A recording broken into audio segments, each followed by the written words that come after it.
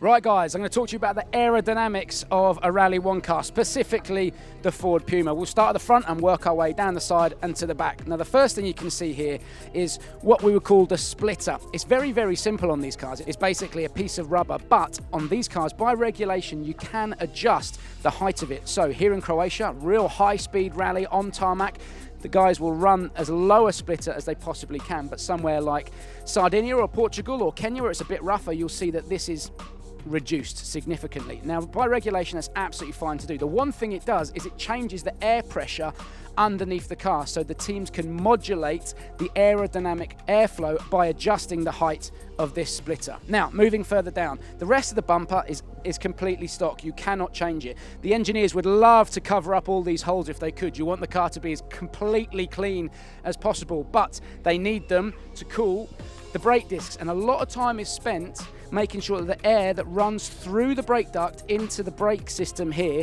is not actually escaping and then traveling around inside the wheel arch. Dirty air in the wheel arch is creating drag, so a lot of time is spent trying to make sure that air is used as efficiently as possible. Again, you can see that the air would flow over the top of the wing and would pick up the wing mirror. Check this thing out, super cool, isn't it? Very, very aggressive style. By regulation, the teams can adjust the shape of this as much as they want. It's done deliberately here for air to flow over it, come up, and then activate the rear wing, which we'll get to in a minute. Moving down to the sill, again, it's very deliberate. You can see that there's air that will be escaping out of the wheel arch and down the side of the car, and it's all being directed up here, and it will activate the rear wing and also to drop off the back of the car nice and cleanly. The other thing as well, you'll see on gravel rallies, we don't have to run it here in Croatia on the tarmac, are mud flaps. Now, again, we don't have it here, and an engineer's dream is to never ever run them, but mud flaps on gravel rallies are something else that causes enormous amounts of drag. So the whole side of the car is designed deliberately to activate this thing, the rear wing.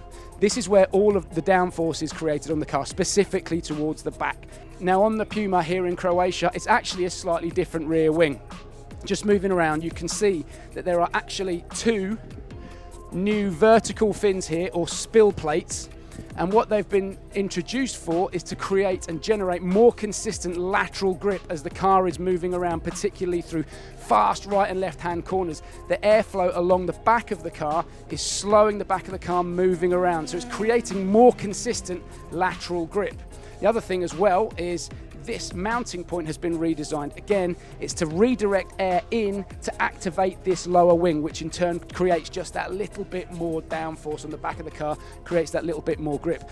Now you might be thinking that these vertical fins or spill plates are creating a lot more drag. Well, they're certainly creating more lateral grip, more lateral downforce, but they'll also naturally have their own wake, which will compensate for that a little bit. So when the car is traveling in a straight line, yes, there'll be a little bit more drag, but these will naturally, through creating their own wake, compensate for that a little bit. In layman's terms, this thing is basically an upside down airplane wing. Airplane wings are designed to go up. These things are designed to keep the cars on the ground. They are very, very tricky, and an awful lot of R&D goes into making these as efficient and as light as possible. Without them, the sport simply wouldn't be what it is.